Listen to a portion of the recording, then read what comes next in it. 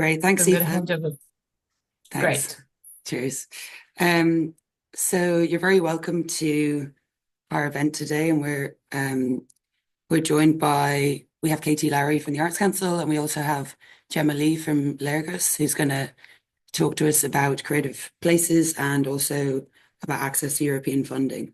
So I'm just going to give a little bit of context about the Creative Europe Desk and what we do, and then I'm going to hand over to Aoife, who's going to chat through some of the opportunities that we have under Creative Europe. So, yeah, so I'm going to do a short presentation, then I'm going to hand over to Aoife, then we're going to have a short introduction by Katie, and then we're going to hand over to Jemma Lee, and then we're going to have questions, and we won't record the questions, so don't be shy. Yeah, so just a bit of context about the Creative Europe Desk. So there's three offices. So there's two media offices, one in Dublin, one in Galway. And then we have the culture office, which is myself and Aoife, and we're based within the Arts Council. And what we do is we provide information, advice, and assistance to Irish applicants. We promote the programme at a local, regional, and national level, and we collaborate with key sectorial stakeholders and agencies. We also collaborate with the Creative Europe Desk Network, so our colleagues throughout Europe. And then we also assist with partner searches. And then we also work really closely with the media office on cross-sectorial partnerships and different events as well. So just to kind of get into the kind of background as to why the EU funds culture, I suppose, is kind of the intrinsic value and benefit to society, which I'm sure we all feel really strongly about. So that's kind of a bit of an obvious one to us, but then there's also kind of other sort of long-standing things like treaty commitments, and then also like a broader EU policy which informs the types of calls that they have, but also the kind of key priorities within the calls. So yeah, it's good to be aware of these. And then so how this funding is implemented is kind of, there's direct funding actions, so like the European Capitals of Culture. There's also prizes like popular music, contemporary architecture, contemporary literature, cultural heritage. And then there's the centrally administered funding programme, which is Creative Europe. And we're in the programme of 2021 to 2027. So this is the overall budget for 2021 to 2027, so 2.44 billion. And this is how it's divided out between the media and culture sub-programmes and the cross-sectorial. Excuse me. And then the culture priorities are resilience and recovery, innovation and joint creation, cooperation and exchange of practices, key players and multipliers, and capacity building of artists. So those are the priorities under the culture strand. So I might hand over to Aoife now. He's just going to talk a bit more in detail about the opportunities under Creative Europe. So thank you. Oops. Hi, thanks, Lucy. Hoping you can hear me properly. Well, okay, great, thanks. So yeah, when we're thinking about creative places as collaborative projects, we were also thinking about two different pathways, I suppose, to Europe. And what I mean by that is pathways to accessing funding and working at a European level. So the pathways would be organizations as applying for funding, or individual artists and cultural professionals. And these can interchange, but they're different ways of accessing calls. So really, when we're looking at working within the Creative Europe programme, but also on a European level, we're talking about building partnerships across Europe. And to then apply to build cultural exchanges, to build on capacity building and transnational creation and circulation. So these are the ways that this type of funding can benefit your projects, whether that is as creative places or kind of moving on potentially towards cooperation projects or other strands within the Creative Europe programme. When we also talk about working across with partnerships, it is around networking and that exchange. And if you're, it depends what level you're at or where you're at as working with European partners. You could be already working with a partner in various capacity, or you could be kind of on the beginning of your journey, looking towards wanting to work with partners within Creative Europe or within Europe. And networks and as being a membership of a network or being aware of what networks do across the art forms, across art form practices and sectors is really key to developing your kind of awareness and your building towards those connections within Europe. So we'd always encourage organizations and individuals where applicable to be members of these European networks. And there's a link there to a little document that we put together around those kind of key networks that are continuously providing information, funding opportunities and networking and connecting opportunities. So do have a look. And a lot of our own partnerships within Creative Europe programs and cooperation projects have come out of those networks and the being connected within an European network. And the next slide, please. Thanks, Lucy. So yeah, we're talking about being an organization and looking towards Europe as that within different strands, or being an individual or a host within a mobility kind of strand. So first of all, we're going to look at European cooperation projects, just a little outline of what that mean, what they are, what they can do, and what they can provide for organizations working within Europe. And then we'll look at Culture Moves Europe, a mobility award. Thanks, Lucy. So briefly, what is a cooperation project? So it's a multi-annual cultural artistic project involving partnerships between organizations in different countries. So the multi-annual aspect of these cooperation projects is really key to the way they work across partnerships, but also across a number of years, allowing for that funding to build developmental projects, more kind of experimental projects. So it's a really amazing way of funding your organization over a number of years, obviously within a partnership as well. It should achieve common objectives across borders, requires match funding. So we look at the kind of breakdown of that in a moment. Individuals are not eligible to apply, but artists participate in cooperation projects via organizations, so via the activities on the ground with organizations in Ireland. It supports diverse partnerships and funds a broad range of activities. Next slide, please. So who can apply? As I said, it was organizations with a legal entity. They could be NGOs, cultural institutions, museums, culture organizations. They must be operating in one of the participating program countries, and they must have sufficient financial and operational capacity. Next slide, please. So cooperation projects, there are three types, and really that's our three scales, three sizes. So it's small, medium, large, beginning with a minimum of 3 partners and building up to then 10 partners from 10 different countries. The budget begins at 200,000, moving up to 2 million. And the co-financing, what we were talking about there a minute ago, ranges between those different budget amounts and the scope of your project. So it's between 60 or 80 co-financed by the Commission, and then the organizations or the partnership will co-finance the rest.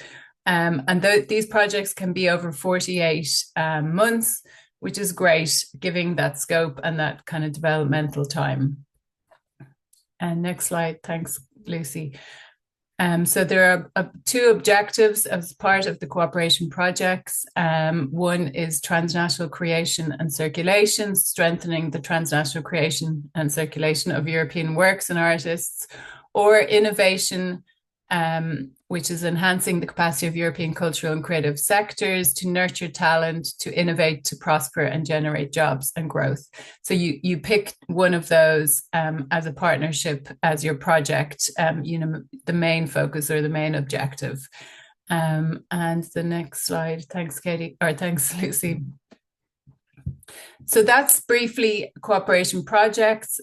We have some resources at the end of our presentation today. And obviously, if you are thinking that you would like to kind of start moving or becoming a partner, or just even learning more and about cooperation projects, do get in touch with us. Obviously, we've do host information webinars and application webinars, but we are also here for questions all the time, so do get in touch. Now, moving into the kind of pathway for artists, cultural professionals, looking around career development, professional development, the Culture Moves Europe award could be an avenue for you as within your Creative Places project. So 21 million was allocated within this current program. And we have another call coming up, hopefully at the beginning of the summer in 2025. So people are waiting with bated breath for the next call of Culture Moves Europe. It is really a brilliant award because, as we know, within Ireland, for instance, there was the Travel and Training Award, which you might be aware of, but lots of artists kind of on the beginning of their funding journey or creative journey did apply for travel and training, and it was a really great way of making that mobility and making those connections in Europe. So Culture Moves Europe does something very similar for both individual artists and then for residency hosts. So the residency host side of it or aspect of it, the call for that could be equally of importance to Creative Places projects.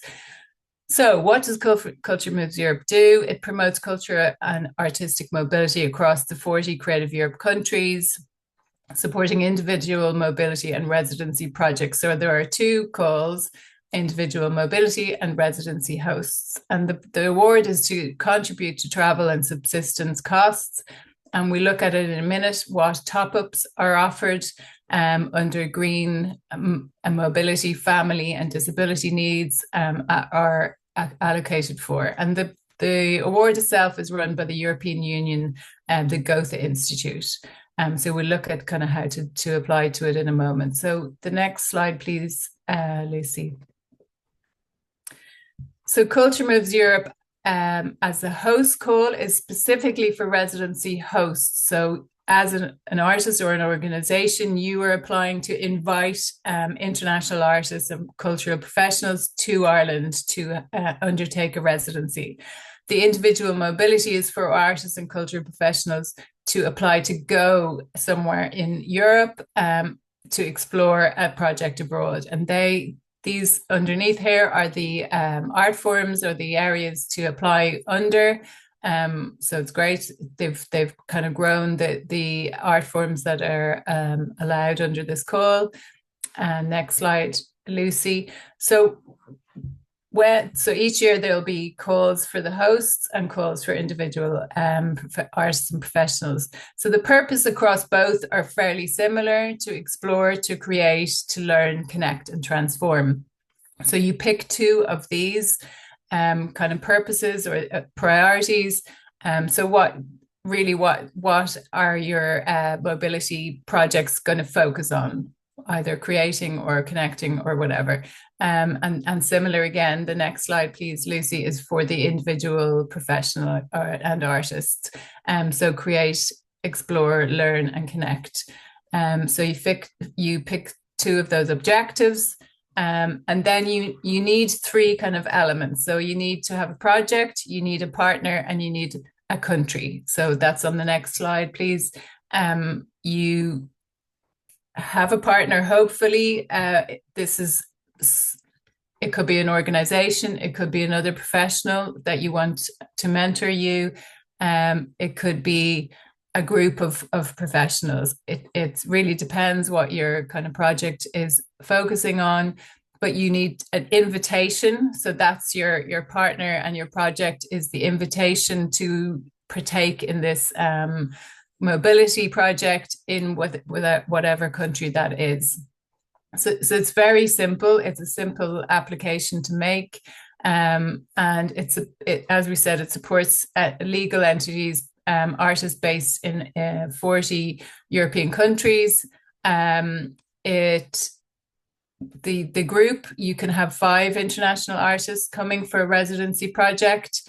And then the grant, as we said, contributes to the costs of living for those international artists. And then for the mobility, the next slide, please, Lucy. Yeah, again, the same kind of 40 Creative Europe countries. So individual artists or cultural professionals, or a group of 5 artists traveling together, can apply, as I said, for one international partner, one project, one destination. And for both calls, the participants need to be 18 years of age and resident in one of those countries. And the next slide. So looking at what costs are covered. Sorry, that's the duration. I won't go through that because you'll have the kind of slide itself. It's fairly basic. The residency grant. So for the hosting allowance, this is allocated to the host, and this will cover the daily allowances, travel allowances, and top-ups for each participant based on their individual needs and travel plans. So the grant is calculated for each beneficiary based on what the project participant's situation is, and the residency hosts will get that grant, and it is up to the residency host then to give the amount to the artists themselves. So yeah, and then the applicant for the resident host can only apply to one applicant per call. So that's really for the residency grant. And when you look at the end of our presentation, we have publications and case studies of residency hosts as well who've been successful in Ireland. So it is a great call, a great way of bringing kind of experts or other practitioners to Ireland as well. And we'll look at the next slide, please. Lucy, thanks. So the individual grant has a daily allowance. So this contributes, it's not to fully cover, but contributes to accommodation, meals, other expenses during the implementation of your project. And the project duration should be justified within your project activities. So, the length of your project should be justified and kind of, feasible enough. So then you will get the amount per day to cover that time. So it'll be €75 per day per person. That's for food, accommodation, etc. Then your travel for under 5,000 kilometers is 350 per person for round trip, and for over 5,000 is 700 for round trip. Next slide, please. And then there's more here for traveling over 600 kilometers, where for under 600 kilometers, where you don't travel by airplane is only allowed in certain exceptional cases. And then the distance between your participant's place and the residency host, there's a distance calculator there kind of to use. And they will work out those distances as you apply within the application. So they will figure out the cost according to that. And the next slide. Thanks, Lucy. So then, as we said, there are top-ups. So there's a green top-up, looking again at sustainability, obviously. There's a €350 per person who choose not to travel by airplane, only applicable for 600 kilometers plus. There's an overseas countries top-up, €150 per person. A visa top-up, if that is applicable to you as traveling to your destination. There's a family top-up, €100 per person with children under the age of 10, and a disability support. So up to €75 per person per day for people with disabilities that affects their mobility. And so how to apply, as I said, the next call we're hoping is going to be in the second half of 2025. So the call is managed through the Goethe Institute and through their online portal. So you will access that by creating an account, registering as a company or enterprise, and then there we have the Culture Moves Europe funding and the residency host, but obviously whichever call suits you for your application, and then you fill out the form. So that's as simple as as an application as it goes. And the two different kind of pathways, I suppose, for cultural practitioners, for those mobility professional developments, or for the more kind of longer term project around the cooperation projects. It's open to kind of both, really, those pathways, which depending on what your focus is as a Creative Places project at the moment. We have some upcoming events, which you're more than welcome to come along to. We've one around digital transition. It's a capacity building webinar. We're joined by Dr. Abigail Rikas from NUI in Galway around the opportunities and challenges of AI. And then we have, so that's up next Thursday. And then just, sign up to our newsletter. And the next slide, I think we might go to questions. Yeah, we can come back to that one. That's just around our resources and publications. Thanks, Lucy. So we're going to hand over to Katie now. To do an introduction. Thanks. I'm just going to see if I have a long history of my screen sharing not working, so I'm hoping it is working. Can everyone see that? Yes. Yeah. Sorry, I'm just trying to get to the full screen.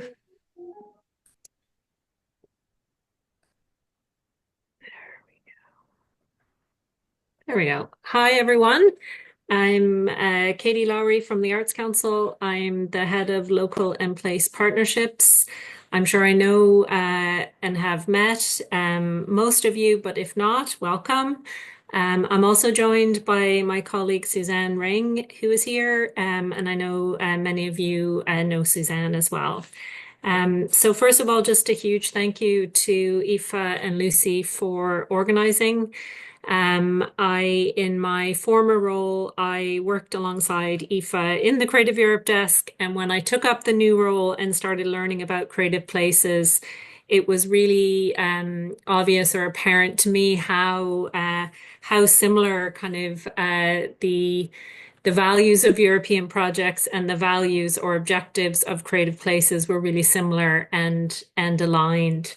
And I really felt as we start to have the discussion about kind of sustainability of these places, that the, kind of exploring the potential for European funding is really important. So I'm delighted as well that Léargas is here to present. So really what I always say to people is EU funding is not for everyone. There's a level of, bureaucracy. There's lots of things involved in making an application, but I really believe in any of your kind of medium to longer term planning, it should be something that you consider.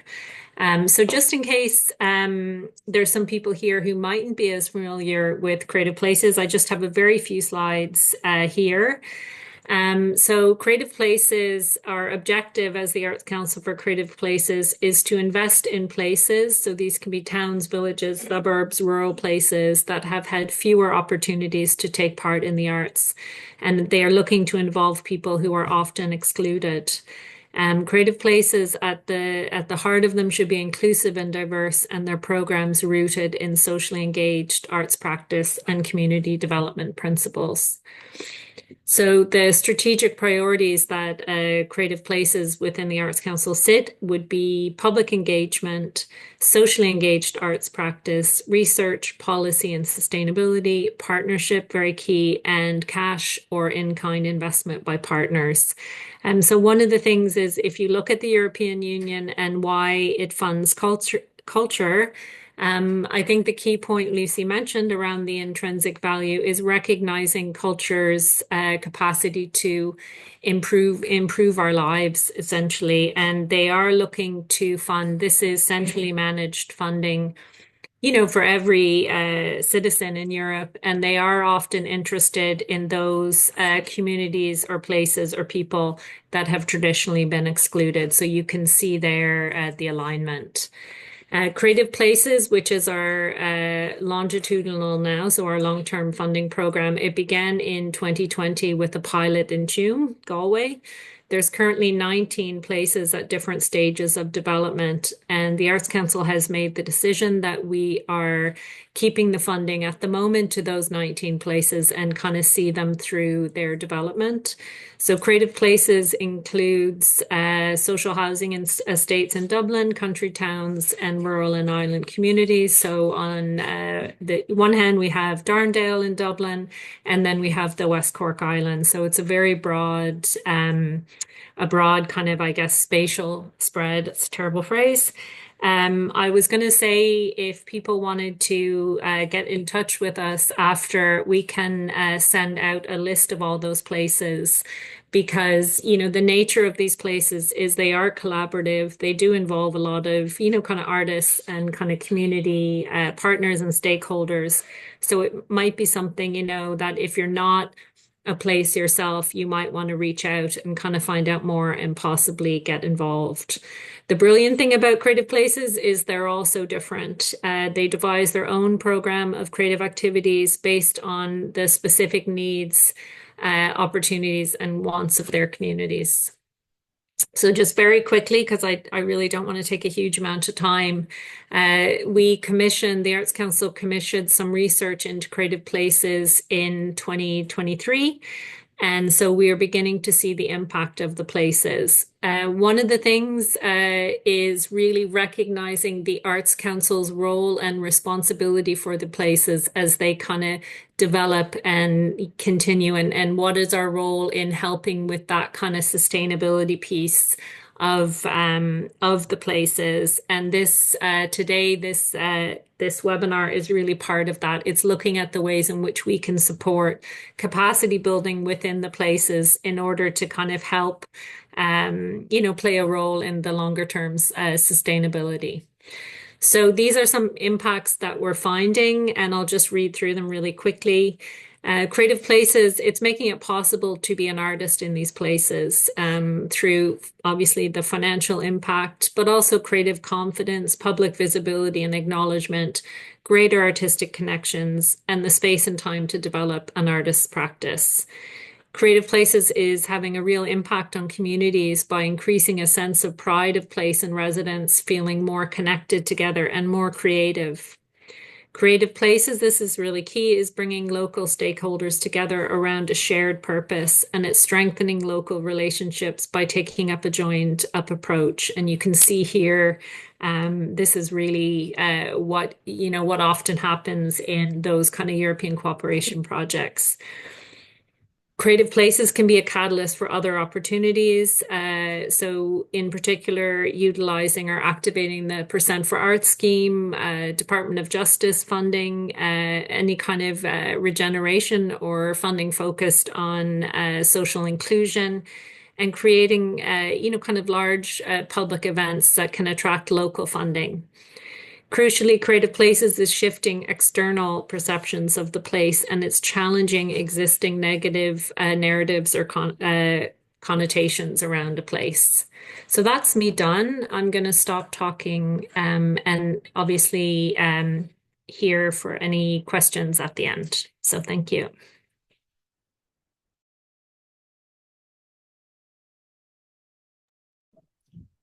Thanks, Jemma, Katie. you're up. Yeah. Thanks. Yeah, and thanks, Jemma, if you wanted to share your slides.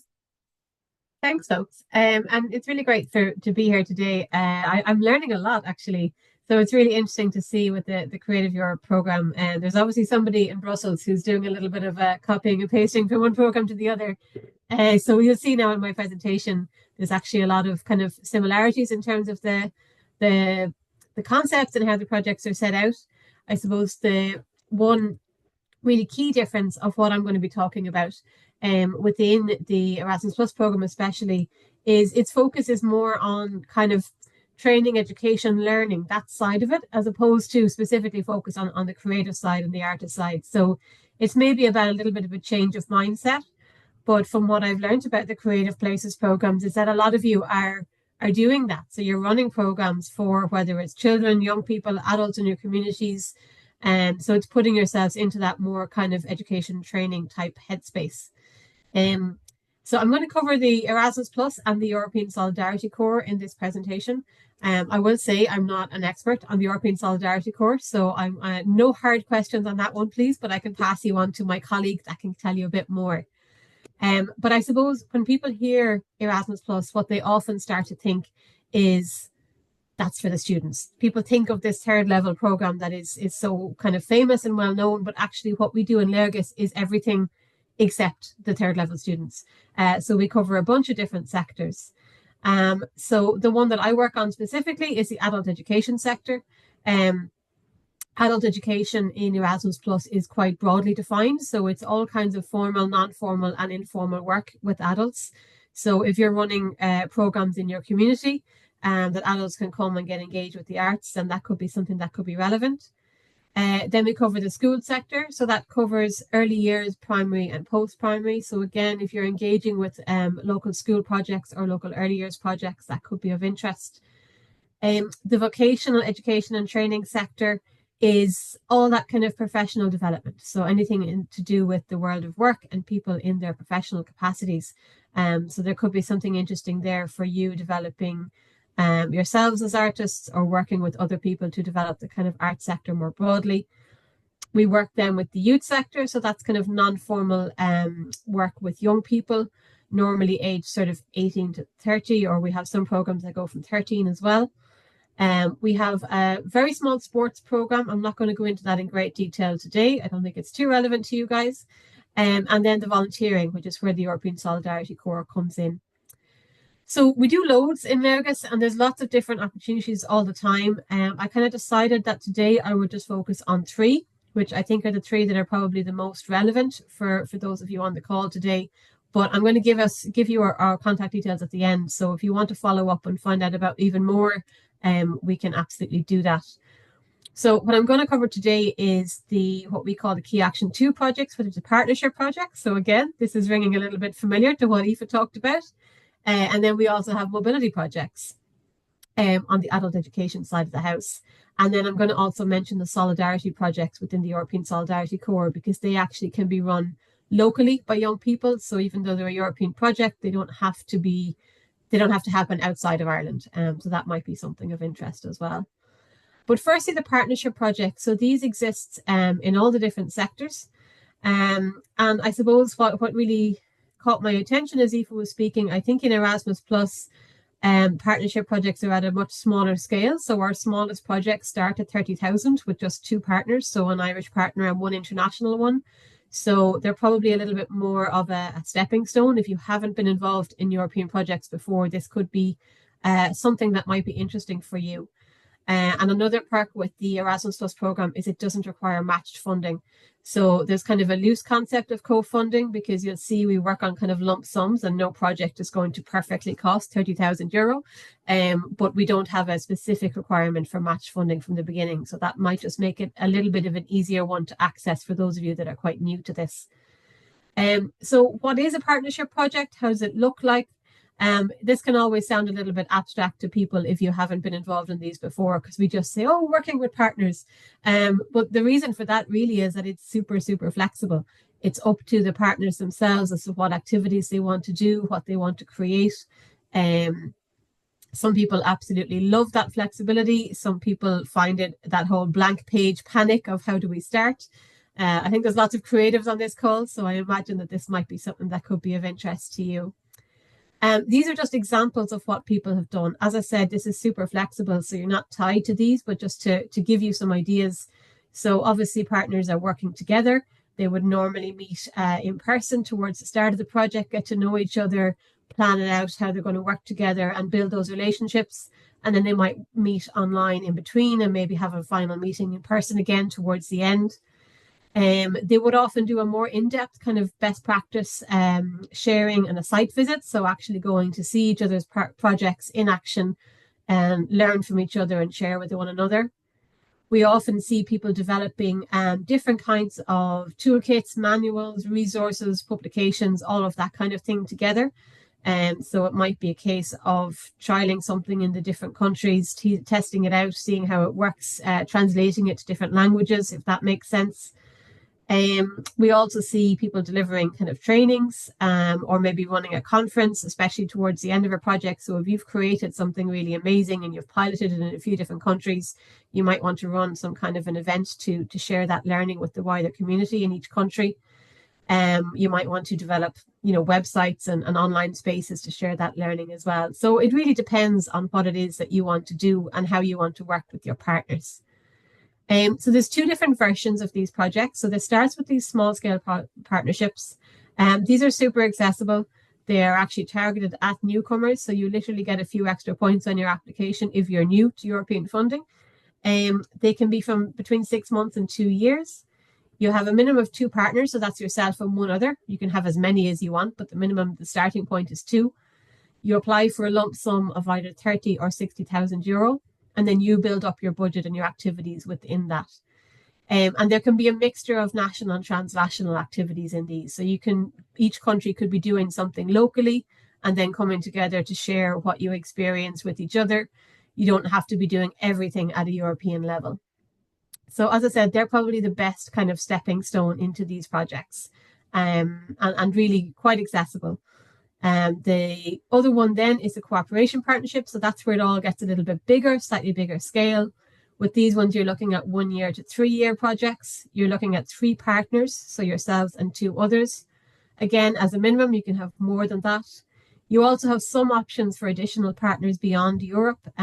So the rules have not changed this year, but it's kind of a lot of the sort of North African, kind of east of Europe. So all kind of the bordering countries around Europe.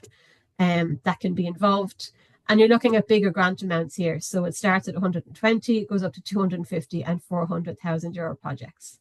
I will say these ones are, of course, a little bit more competitive, but we're always excited to see good project applications coming in for these ones. And the impact for those, I guess, especially if you're getting up to the 400k, we're expecting a much more sectoral impact, national, international impact. Beyond just the partners themselves, but that you have something that you can kind of share with the sector and really expand out after your project. So that is the partnership projects. I'm not going to go into every little bit of detail of how to apply and eligibility and everything, or we'd be here all day. But as I said, you're going to get my contact info at the end. So if you are interested in this, if you think it might be relevant for you, we can follow up and we can have a chat. The next one that I want to cover is the Erasmus Plus version of the mobility projects. Now, I think these are probably only going to be in the adult education sector for those of you on the call, just in terms of eligibility. If you were to apply under the school sector, you need to actually be a school and that kind of thing. But within the adult education sector, as I said, the definition of adult education is quite broad. So if you find that you are running some kind of programs in your communities for adult participants, then you could actually be considered an adult educator yourself, and then your organization could be eligible to apply for these. Again, these are all done through organizations, so we don't fund individuals. You must apply as an organization to send the people within your organization. So there's kind of 2 sides to this. The first is the staff opportunities. This also applies to volunteers if you work with volunteers in your organization. So they can go off and they can do a course in another country. And the benefit of that is whatever, of course, is on the course description, but also all the other people from across Europe who are on that course that they're going to meet and they're going to learn from. And this is all within that adult education space. So it's helping you to become a better at delivering the programs that you deliver, to develop those skills. You can also do job shadowing. So if there's another organization that's quite interesting, that's doing some good work that you want to go and spend some time with them, that can be a good way to do it. And then there's an opportunity for invited experts. So that's where you're having the European experience, but you're having it here in Ireland. So you're bringing an invited expert over to run maybe a workshop for your organization, for your team, or something like that. So you're having that, bringing that European expertise, but you yourselves are not the one traveling, which can be handy for some organizations as well, depending on your context, if people are maybe not in a position to travel. Now, as I'm going along, I'm just noticing my slides, and there's a European logo here, which is supposed to be a European Solidarity Corps logo, and I don't know what's happened. But anyway, that's what that third logo should be on those. I might have to tweak those slides, Aoife, before you send them out. Then the other side within those mobility projects, and again, within that adult education space, is for the learners themselves. So these would be for the participants in your programs that you're running in your communities. So you can actually bring a group of participants abroad to meet with their peers, to learn from others, to see what's happening in other countries. We've seen some really interesting projects on this. I know we had a group that were involved in a kind of an art program down in Cork. They went over to Galicia in Spain, and they looked at that whole kind of Gaelic culture and what are the differences and how has that Gaelic culture kept its way through Galicia. And they did a kind of an exchange of handcrafts and art projects, and it was just really, really exciting for them. So there's loads of different ways of doing that. There's short term, there's long term, there's group, there's individual. It really depends on the work that you're doing and what would make most sense. But certainly if that's something you're interested in, we can tease it out. In terms of the funding for those mobility projects, I'm not going to go into this in a huge detail, but basically there's kind of different rates for your travel. There's for daily rates for your accommodation, food, subsistence, all of that. There's those course fees if your staff are going on courses. There's also huge inclusion support. So if you've got people with fewer opportunities of all different types, whether it's disability, whether it's socioeconomic, maybe they're coming from a rural area or an isolated area, there's extra supports available for all of that. So we try to include as many people as possible and remove as many barriers as we can. So we're always happy to go into those conversations and figure out what supports would be needed to make this happen. So that is the mobility project. So I'm flying through this and I hope I'm not losing people. I know it's a lot of information to cover in a short amount of time, but I'm trying just to give you the kind of the highlights of it. And then we can tease it out more if this is something of interest.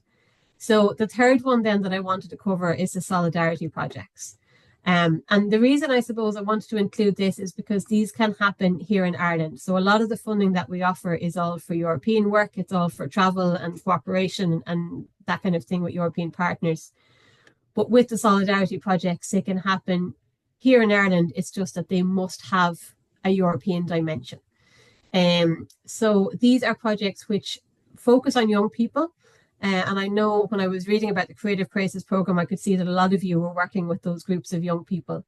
So the idea is that they are initiated, they're developed, and they're implemented by the young people themselves. It's really about them coming together to look at an issue in their community that they want to work on, something that they're passionate about, something where they want to make a change. And for them to kind of say, actually, here's something that we think we could do. So it must have that European dimension, and there's kind of a list of themes and topics that must be covered, but it's happening at that local level. And the key bit for those of you on the call is that it can involve a supporting organisation. So, you know, an organisation, obviously the whole idea is that the young people are applying for this themselves and working through this themselves, but that support organisation can be there in the background. And yourselves as the artists, when I go through the funding here, you'll see you can come in as the coach for these projects. So you can be coaching the young people and supporting them in their work. So yeah, it's for young people aged 18 to 30. And there must be a minimum of 5 of them. There's no maximum. But you start off with 5 young people. And they can be as short as 2 months. So it can happen like over a summer if that's something that makes sense for you, or they can go right up to a year, and it can be something that you dip in and out of throughout the year. And as I said, they can happen here in Ireland. In terms of the funding for these, so you get a kind of a project management fee, which is a fixed rate of €630 per month. And that's just for whatever you need to make that project happen. You also get this coaching rate. So for yourselves as artists who are running the program with the young people or whoever that is, we can pay for that coaching work that you're going to do. So there's a rate per day and it's a max of 12 days. So we'd often see that as maybe 1 day per month or 2 days per month or something like that, where you're actually running the activities. There's also a lot of exceptional costs built into that. So that's to support participation, it's to support inclusion.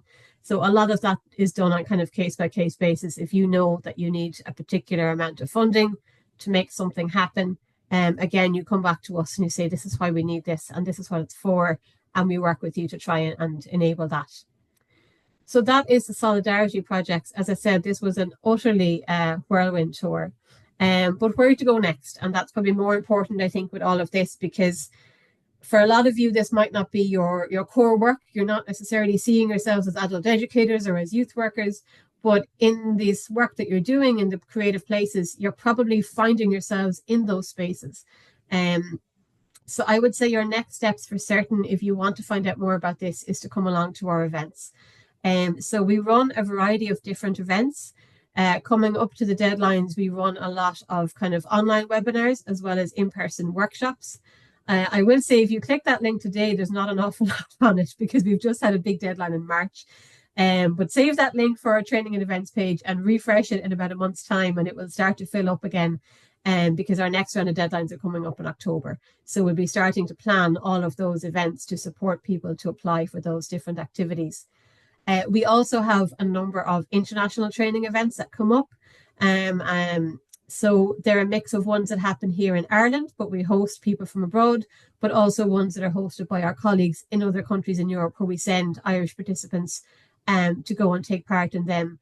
And they can be fantastic because there may be 3 days where you're meeting with 20 people from all over Europe and you're getting that deep dive into here's how to develop a project, and you're meeting the potential partners at the same time, and it all kind of comes together. So definitely keep an eye on that training and events page for what's coming up. And then the other side of that, I would say, is to get in touch with us. So I look after the adult education stream. My colleague Suzanne Kavanagh, we do have 2 Suzannes just to keep everyone on their toes. Suzanne Kavanagh looks after the Solidarity course, so she can advise you on those Solidarity projects, as well as some other opportunities within the Solidarity core, such as bringing in international volunteers to work in your organisation or sending people abroad as international volunteers. So that's all within that. And then for those, as we call them, the key action 2, those partnership projects, if you want something more specific in terms of the school sector, the vocational sector or the youth sector, my colleagues' details are there as well. So I think that is me. I've tried to speed it up a little bit because we started a little bit late, but I think we did okay there. So we'll still get you out on time. So I will stop sharing and then we can go and see was there any questions or comments or anything. But thanks, folks. Brilliant, Jemma. Thanks a million. That was really great. And I'm learning as well from you because it's brilliant to know about those kind of entry-level partnerships with the 2 partners and the smaller amount of funding, because that's always nice to know, you know, the first step into these kind of projects. You know, as we both know, the partnership and the kind of level of all those boxes that you need to tick and have lined up can be hard. So yeah, the smaller little entry level ones are really great to know about. We might stop now for our questions.